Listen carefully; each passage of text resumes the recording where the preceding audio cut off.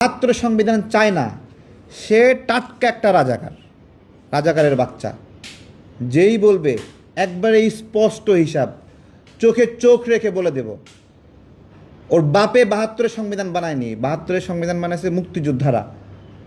এই সংবিধানে বেসিক তেমন ভুল নাই।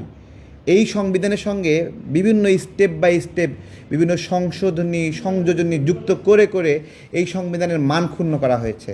এবং আমাদের লড়াই হলো ওই অন্যায় সংশোধনীগুলো বাতিল করা, সংশোধন করা, আগের জায়গায় ফিরে যাওয়া। কিন্তু যারা বলতেছে জুলাই সনদ সংবিধানের পরিপন্থী হিসেবে দাঁড় করাচ্ছে, তারা জাস্ট রাজাকারের শাবক। স্পষ্টভাবে এইভাবে বলার কোনো অধিকার নাই। এইভাবে ব্যানার ধরা আর বুকে গ্রেনেড বেঁধে যাওয়া এক জিনিস না, এক লড়াই না। এবং এই যে জুলাই সনদ আমরা যারা করলাম, আপনারা সংস্কার কমিশনে ছিলেন, ভাই কয়টা দল ছিল সেখানে? 15 থেকে 20টা দল ছিল, তাই না?